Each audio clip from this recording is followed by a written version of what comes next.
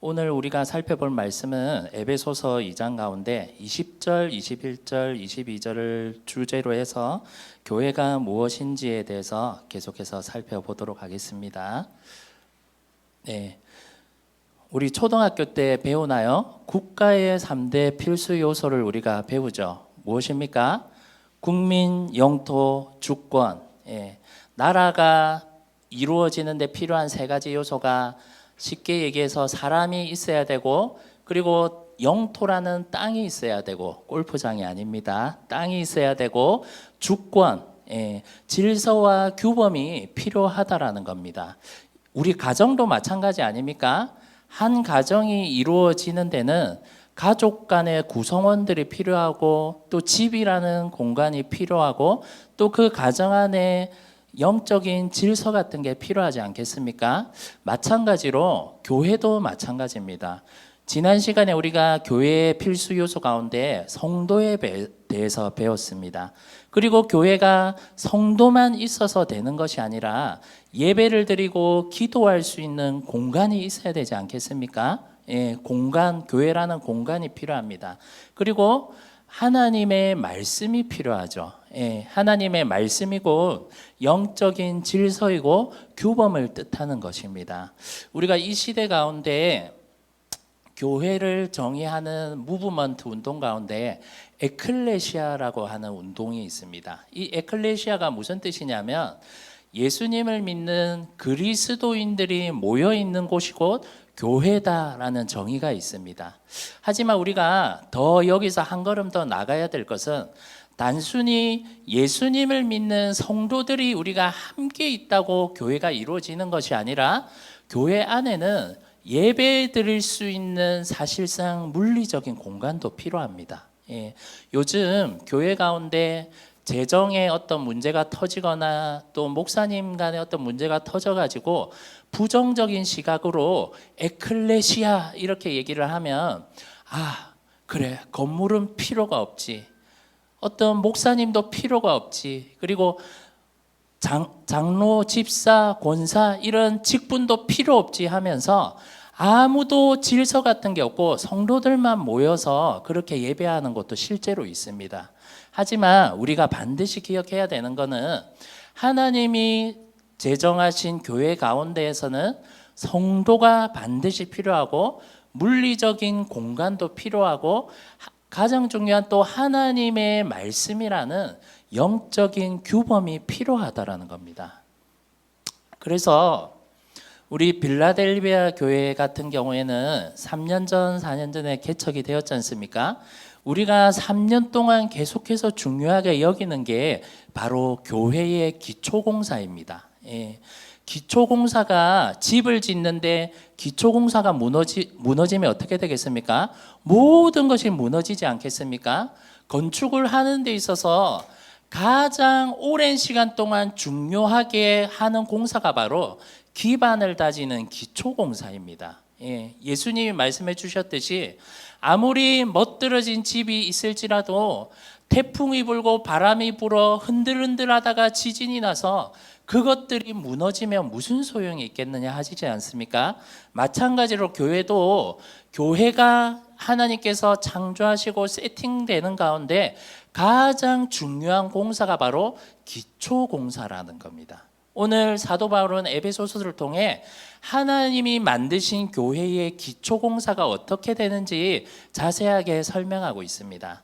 우리 첫 번째로 교회의 기초공사 첫 번째가 교회는 사도와 선지자들의 터 위에 있더라는 말입니다. 우리 에베소서 2장 20절 말씀을 한 목소리로 함께 한번 읽어보도록 합시다. 시작. 너희는 사도들과 선지자들의 터 위에 세우심을 입은 자라. 아멘. 예수님을 믿는 사람들이 모여 있다고 교회가 되는 것이 아니라 우리가 보통 그런 얘기 하지 않습니까? 제가 신대원에서 시험을 칠 때 교수님이 늘 이런 말을 하셨습니다. 질문이 있으면 예수님 적으면 거의 100점 중에 보통 50점은 먹고 들어가지 않습니까? 우리 성도들도 그렇지 않습니까? 뭐 말만 하면 질문만 던지면 답을 예수님 하면 그 답이 틀린 건 아니지 않아요. 틀린 건 아니잖아요. 예. 비슷하게 우리 교회 가운데 가장 필요한 게 뭘까요? 예수님. 여러분 삶에 가장 필요한 게 뭘까요? 예수님. 우리 가운데 영조와 주원이 가운데 필요한 게 뭘까요? 예수님의 사랑. 교회에 가장 중요한 거 예수님의 사랑. 맞죠? 물론 맞습니다. 하지만 저희 교수님은 그런 식으로 답을 적으면 빵점 처리를 했습니다. 예. 왜냐하면 하나님의 말씀이라는 것이 단순히 이 말씀을 가장 핵심적인 단어로 요약해라면 예수님이 맞고 하나님이 주신 사랑도 맞습니다. 하지만 하나님이 우리 가운데 성경을 왜 주셨겠습니까? 예수님이 누군지 더 깊게 알아가기 위해 하나님의 말씀을 주셨고, 마찬가지로 교회가 무엇인지 더 깊게 알기 위해 하나님이 우리 가운데 성경을 주신 줄 믿습니다. 그래서 우리가 흔히 교회가 무엇입니까 하면 예수님이 머리 되십니다. 아니면 예수님을 믿는 우리가 다 교회입니다. 여기서 한 걸음 더 나아가서 오늘 사도 바울은 교회의 기초 공사를 할 때 너희는 사도들과 선지자들의 터 위에 세우심을 입은 자라 한다라는 겁니다. 예, 이걸 더 자세히 알아보면 우리가 사도와 선지자하면 거부 반응이 일어나죠. 왜냐하면 지금 교회 가운데는 직분상 목사밖에 없기 때문입니다. 하지만 우리가 이것을 어떤 의미로 받아들여야 되냐면 사도와 선지자가 지금 교회 가운데 있고 없고가 중요한 것이 아니라 사도와 선지자의 역할에 대해서 우리가 살펴봐야 되는 것입니다. 사도라는 뜻은 하나님으로부터 부르심과 보내심을 받은 자를 뜻합니다. 쉽게 얘기해서 선교사님들 있죠. 예, 교회 가운데 하나님의 보내심을 받아서 열방 가운데 나가는 그러한 자들이 바로 사도였습니다. 그리고 선지자는 우리가 잘 알고 있듯이 하나님의 마음을 받고 그 마음 받은 것을 가지고 사도와 똑같이 보내심을 받아 이방 나라든지 또 다른 나라의 가운데 회개의 말씀을 전하거나 하나님의 뜻을 전하는 자들이 구약의 선지자였지 않습니까? 사실상 신약에 나오는 이 사도의 역할과 구약에 나오는 선지자의 역할이 거의 똑같은 역할을 했습니다. 어떤 역할입니까?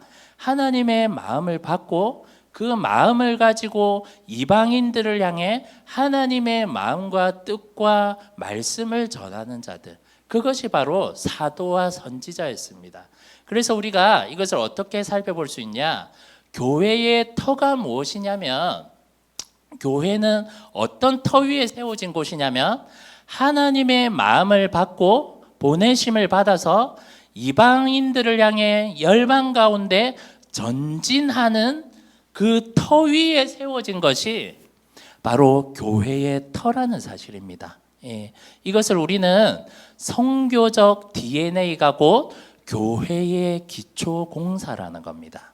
예, 오늘날 이 시대 가운데 교회가 머물러 있는 교회들이 너무나 많죠. 예, 건물 하나 세워놓고 그곳에서 부흥하고 성장하는 것이 교회의 기초라고 생각하는데 전혀 잘못된 것입니다. 예, 오늘 사도 바울을 통해 우리가 알 수 있는 것은 교회는 반드시 선교적인 DNA를 기초 공사로 해 나가야 된다라는 겁니다. 우리 나훔이라는 선지자의 말씀이 있는데 우리 함께 한번 읽어보도록 할까요? 시작. 볼지어다 아름다운 소식을 알리고 화평을 전하는 자의 발이 산 위에 있도다. 아멘.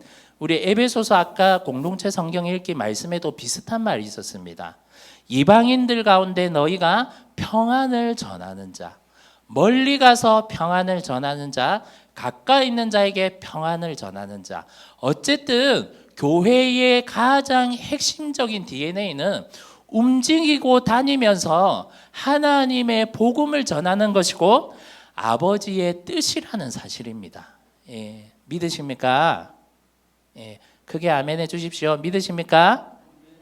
예, 그래서 우리가 첫 번째 교회의 터가 움직이는 어떤 선교적인 DNA를 가진 곳이 교회라고 뜻한다면, 두 번째 교회의 기초공사는 예수 그리스도께서 그 사도와 선지자들의 터 위에 모퉁이 돌이 되신다라는 말입니다. 우리 에베소서 2장 20절 말씀을 제가 읽어보면 그리스도 예수께서 친히 모퉁이 돌이 되셨느니라. 아멘.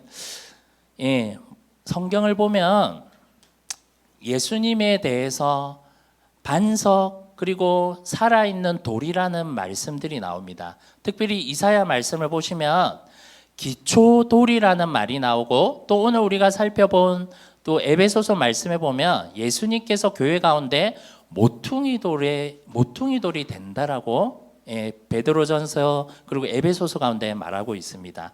기초돌이 무엇입니까? 우리 그림을 보시면 이 돌 기둥이 올라가는 데 있어서 가장 먼저 해야 되는 기초공사가 땅을 파고 가장 단단한 돌을 이렇게 뿌리처럼 박아 놓는 것이 바로 기초돌이라는 겁니다. 예수님께서 바로 이 교회의 반석이 되시고 기초돌이 된다라는 사실입니다.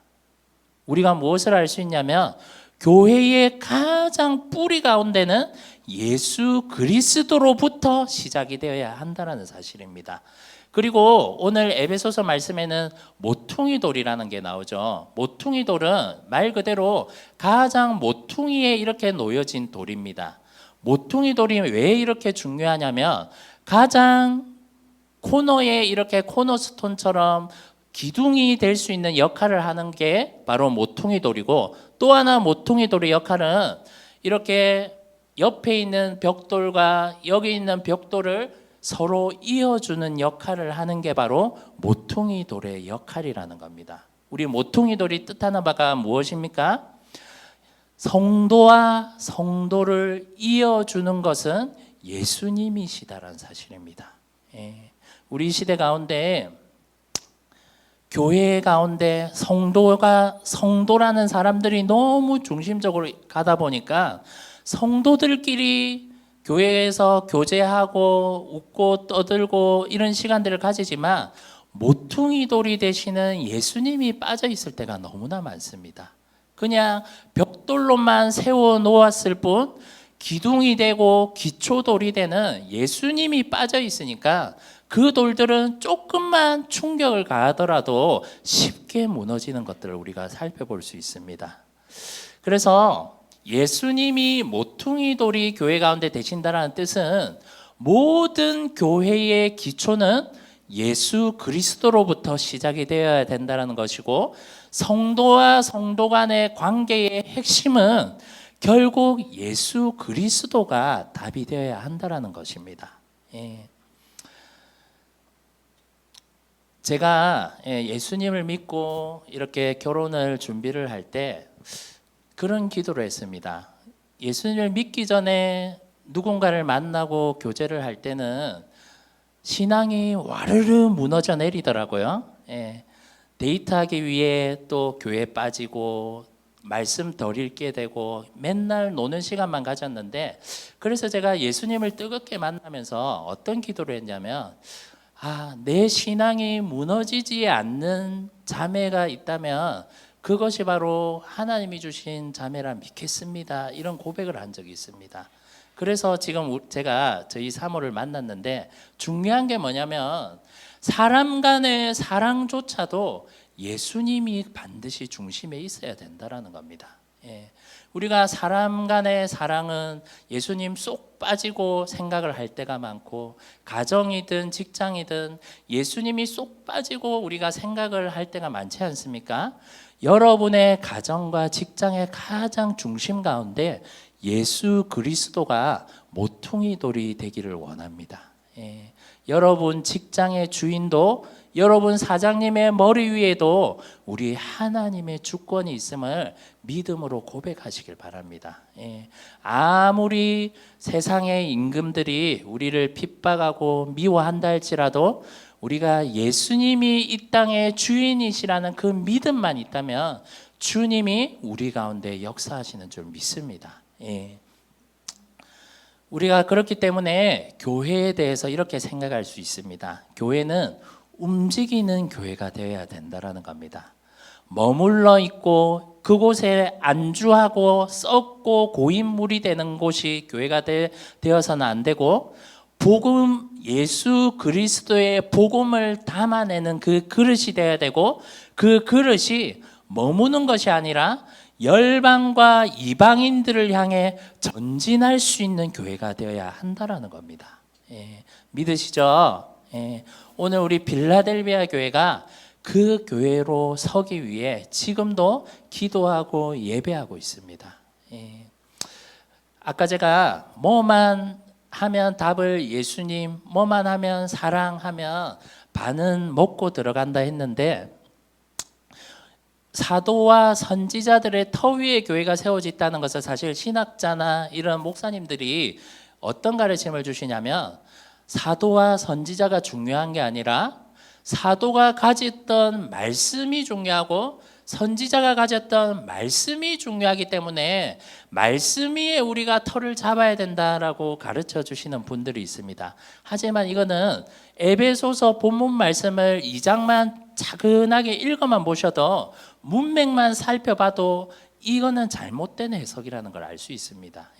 말씀이 시작이 되는 게 틀렸다라고 제가 지금 말씀을 드리는 게 아니라, 에베소서 2장을 자세히 살펴보지 않아도 그것만 한 두세 번 읽어봐도 사도 바울이 그 전에 무엇이라 합니까? 이방인들 가운데 내가 너희들에게 평안을 찾아갔고 너희는 이방인들이었는데 복음을 듣고 하나님의 권속과 자녀가 되었다라고 말을 하고 있지 않습니까? 이것을 그냥 토대로 쭉 읽어보면 사도와 선지자를 터 위에 세워졌다는 말은, 사도와 선지자들이 이방인들에게 가서 평안을 전해준 그 토대 위에 너희들이 세워졌다라는 뜻이라는 겁니다. 그것을 우리대로 해석을 하면 어떻겠습니까? 교회는 움직이는 교회라는 겁니다. 그냥 이곳에 머물러서 복음만 공부하고 살펴보는 곳이 교회가 아니라, 우리는 빛이 어둠 가운데 흘러 들어가듯이 높은 곳에 있는 물은 반드시 중력의 법칙에 의해 낮은 곳으로 흘러 들어가듯이, 하나님이 세우신 유기체적인 교회는 복음이 필요한 곳에 발을 들어 그곳에 가야 하는 줄 믿습니다. 세 번째로 그 교회의 기초공사는 함께 지어져 가는 교회라는 겁니다.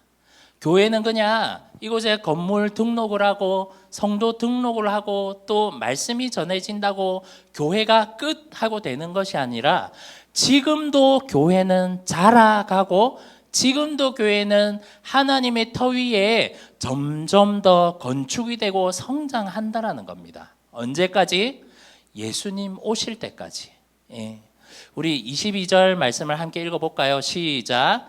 너희도 성령 안에서 하나님이 거하실 처소가 되기 위하여 그리스도 예수 안에서 함께 지어져 가느니라. 아멘. 우리 가운데 아무도 완성형 인간이 없습니다. 우리는 다 죄성이 있고 연약한 사람들이기 때문에 늘 함께 모여서 자기의 연약함을 인정하고 고백하고, 그러한 자들이 기도 제목을 내고, 우리는 주님 안에서 같은 연약한 자임을 서로 기도할 수 있는 공동체로 성장해 나가야 되는 줄 믿습니다. 우리 느헤미야 말씀을 보시면 이러한 기초공사가 실제로 구약시대 가운데 이루어지죠. 그 느헤미야 성벽 재건 가운데 어떤 일이 일어나냐면, 언제나 성벽을 짓고 벽돌을 쌓기 시작할 때 악한 자들의 공격이 있었습니다. 산발락과 도비아라는 이러한 자들이 찾아와서 느헤미야에게 이렇게 얘기를 합니다. 야, 너희처럼 무능력한 자들이 벽돌 가지고 벽돌 짓는다고 그게 뭐 좋은 건물로 세워지겠어? 너희같이 그런 무능력한 자고 또 그런 사람들이 이것을 지어봤자 그 위에 여우가 한 마리 올라가도 언제든지 무너질 거야. 너희 교회는, 너희 성벽은 그처럼 보잘것없는 곳이야. 이렇게 계속해서 느헤미야 일하는 가운데, 거룩하지 않은 말이지만 하면 짜증나게, 짜증나는 소리를 뒤에서 계속 하는 거예요. 너희는 할 수 없다. 너희는 연약하다. 니까짓 게 뭘 하겠느냐. 계속 그렇게 옆에서 초를 치는 사람들이 있습니다. 이거는 사실 영적인 공격입니다. 그 사람들이 사탄 마귀라는 게 아니라 사탄 마귀가 그 사람들을 통해 일을 하는 것이죠. 저희 빌라델비아 교회도 사실 제가 사역을 하면서 가끔 그런 얘기를 거쳐서 들을 때가 있습니다. 아니, 저 작은 교회가 뭘 하고 살지? 저 작은 교회가 저 인원으로 뭘 할까? 이렇게 걱정을 해주시면서 약간의 조롱과 비아냥을 하실 때가 있는데, 저는 이것들이 전부 다 느헤미야의 때와 마찬가지로 결국 악한 자들이 이곳 가운데에 조롱을 할 수도 있고 비아냥을 섞을 수 있다라는 겁니다. 사실 예수님도 마찬가지셨죠. 예수님이 마국간에서 그렇게 태어나시고 초라한 모습으로 볼품없는 외모로 그렇게 사역을 하실 때 그것들만 보고 판단하고 비난하고 야유하는 모습들이 있었습니다. 우리가 여러분의 삶에도 마찬가지일 거라 생각이 됩니다. 지금 내가 보잘것없어 보이고 지금 내가 아무것도 아닌 것처럼 보인다 생각이 들면 그것들을 예수의 이름으로 끊어내시길 바랍니다. 그것들을 계속 묵상하며 묵상할수록 거울을 쳐다보면 쳐다볼수록 좌절할 수밖에 없습니다. 제가 제 거울을 보고 그런 말만 들었다면 이 자리에 있지도 않았겠죠. 다 그런 것들을 믿음으로 다 끊어냈고, 중요한 것은 그냥 나는 내가 하나님의 사랑받는 자녀다라는 것으로 계속해서 믿음의 고백을 하는 것입니다. 우리 다음 세대 아이들 믿으십니까? 여러분의 외모가 출중하고 또 뛰어나지만 그래도 여러분들을 향해 뒤에서 늘 이렇게 사람 열받게 하는 사람, 짜증나게 하는 사람, 학교 가운데 꼭 몇 명이 있습니다. 꼭 몇 명이 있습니다. 예배 마치고 저도 저를 짜증나게 하는 사람 몇 명 알려드릴 테니까 여러분들도 알려주세요. 어쨌든 중요한 거는 하나님의 역사를 살펴봐도 언제나 교회를 세워가고 하나님의 공동체를 세워가고 여러분의 인생을 하나님의 인생으로 세워갈 때 악한 자의 공격이 있다라는 겁니다. 그래서 느헤미야가 이렇게 이렇게 대처를 합니다. 우리 함께 읽어볼까요? 시작. 우리가 우리 하나님께 기도하며 저희를 인하여 파수꾼을 도와 주야로 방비하는데. 아멘. 느헤미야가 가장 첫 번째로 하나님께 기도를 합니다. 어떤 기도를 하냐면, 하나님, 저를 이렇게 괴롭히고 조롱하고 못 살게 하고 이런 자들을 예수 그리스도 하나님의 이름으로 다 처단해 주십시오라고 기도를 합니다. 우리가 이것들을 너무 안 좋게 내가 어떻게 느헤미야처럼 그런 기도를 할 수 있을까 이렇게 생각을 하는 게 아니라, 그냥 제가 여러분들에게 가르쳐주는 기도는 기도 가운데 로마서 말씀을 보면 예수님이 선으로 악을 이겨라 라고 했지 않습니까? 하나님의 뜻 가운데 내 삶을 지켜 보호하여 주시옵소서. 나를 힘들게 하는 사탄 마귀의 영향력들로부터 나를 지켜 주시옵소서. 내가 저 사람의 인생이 잘못되게 해달라고 저주하고 기도하는 것이 아니라, 나를 지금 공격하고 있는 사탄 마귀를 예수의 이름으로 떠나가게 하여 주시옵소서. 이렇게 우리는 기도해야 될 의무가 있다라는 겁니다. 여러분, 그런 소리를 들으면서 맞아, 나도 그런 사람 같아 하면서 또 목사님이 그런 말을 듣고도 사랑이 있어야 되니까 참아야 돼 하면서 그렇게 속을 썩으면서 살아라는 게 아니라, 우리는 그 사람들을 향해 어떻게 기도해야 됩니까? 하나님, 저 사람들을 묶고 있는 사탄 마귀의 영향력들을 예수의 이름으로 끊어내기를 원합니다. 끊어 주십시오. 이렇게 우리는 적극적으로 기도해야 되는 줄 믿습니다. 예. 여러분 산발락과 도비아도 사탄 마귀의 묶임에서 풀어나서 하나님께 돌아오게 우리가 기도하는 것이 우리의 마음이 돼야 되지 않겠습니까? 예. 우리가 그런 기도가 우리 가운데 회복돼야 되는 줄 믿습니다.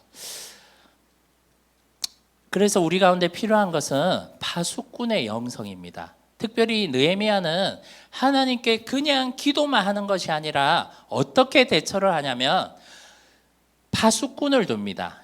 주야로 파수꾼을 두는데 파수꾼은 뭐냐면 와처라고 해서 경비병, 보초 이렇게 지키는 사람들을 뜻합니다.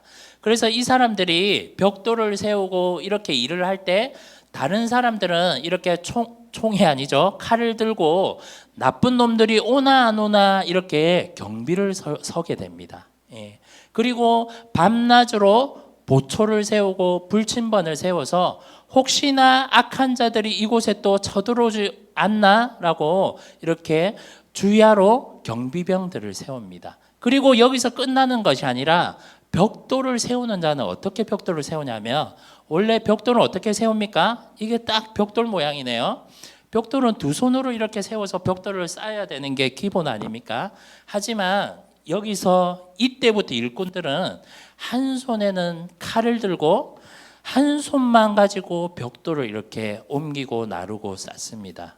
왜냐하면 그만큼 그들의 마음이 결렬한 의지가 있었고 절대 우리가 이 성벽을 재건하는 일을 실패하지 않겠다, 절대로 무너뜨리지 않겠다라는 결단이 있었기 때문에 그렇게 행동을 하고 있습니다. 그리고 느헤미야가 이런 지시를 내립니다. 우리가 너무 멀리 떨어져서 일을 할 수 있으니까 위기가 닥칠 때마다 나팔을 불어라 라고 합니다. 이 나팔의 역할이 뭐냐면 나팔을 뿌 하고 불면 그것이 곧 하나님이 일하시게 일하라 라는 기도를 뜻합니다.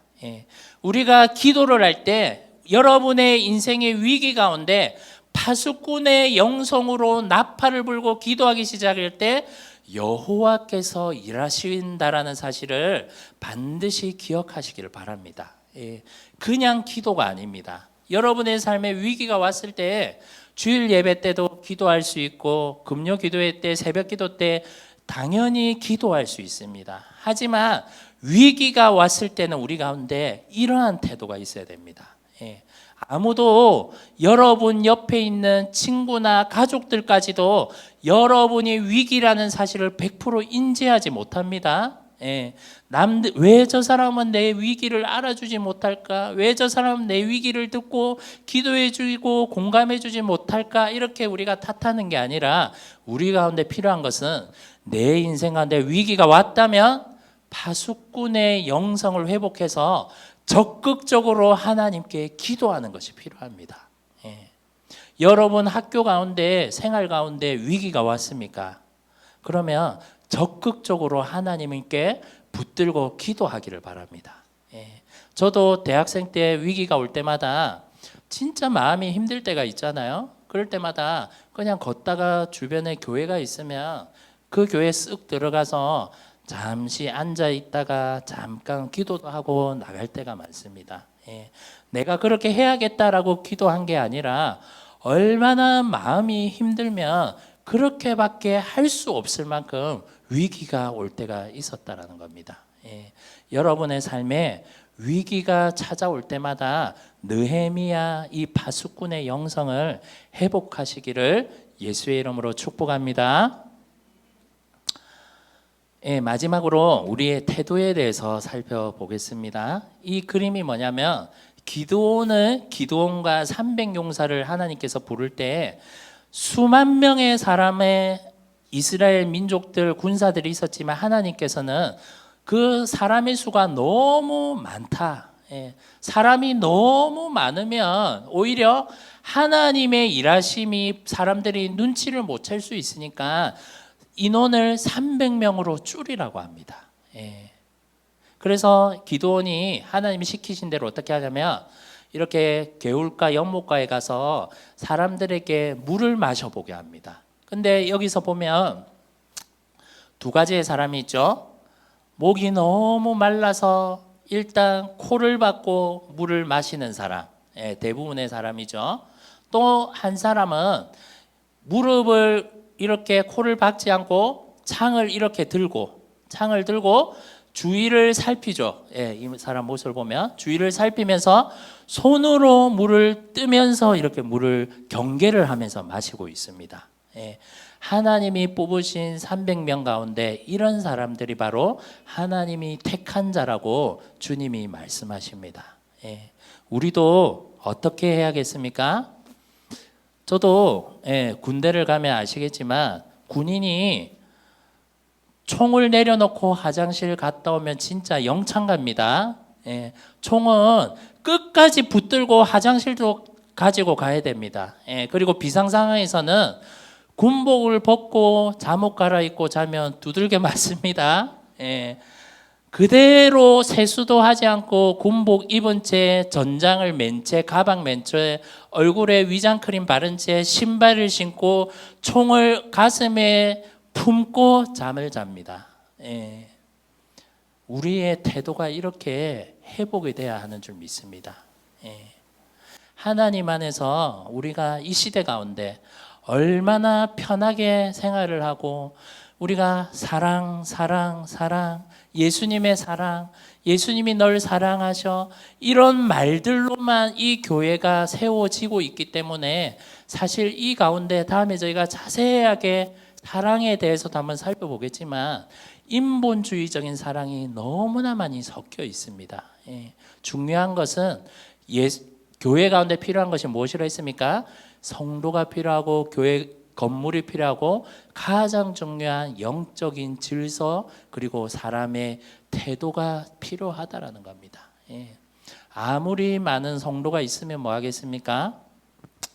아무렇게나 내가 원하는 대로 신앙생활하고 코를 박고 예수님의 축복이 있으면 주의가 있는지 없는지 코를 박고 축복만 받으려 하고 내 인생의 문제가 그냥 예수님은 중요하지 않고 내 인생 그냥 해결해 주는 데만 혈안이 되어서 그냥 물을 마셔라 축복을 마셔라 하며 그냥 코를 박고 마시는 그 성도들을 하나님께서는 이제 구별하시는 줄 믿습니다.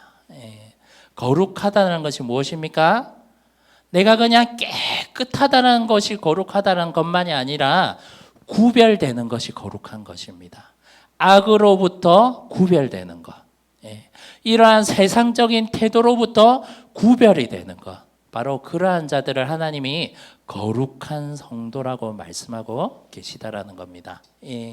우리 빌라델비아 교회가 이런 교회가 되기를 원합니다.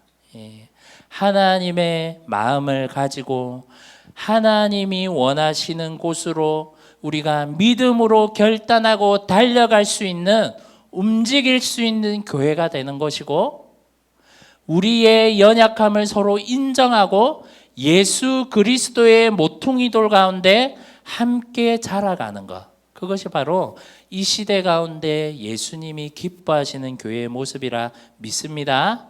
이 시간 우리 함께 기도했으면 좋겠습니다. 이 시간 우리 함께 일어나셔서 같이 기도할까요? 이 시간 우리 한 가지만 놓고 기도하실 때 하나님 내 삶을 비난하고 너나 할 수 없어 니까짓게 뭘 할 수 있겠느냐 너의 그 무능한 능력으로 너가 무엇을 할 수 있겠느냐 말씀하실 때 사탄이 그렇게 우리를 조롱할 때 오늘 우리가 예수의 이름으로 끊어내기를 원합니다. 여러분 똑똑하고 능력 있고 잘하는 게 많다고 하나님께 쓰임 받는 것이 아니라 아무것도 없고 무능력함 가운데 하나님이 능력을 부어주심으로 하나님이 은총과 축복을 부어주심으로 내 인생이 축복받는 인생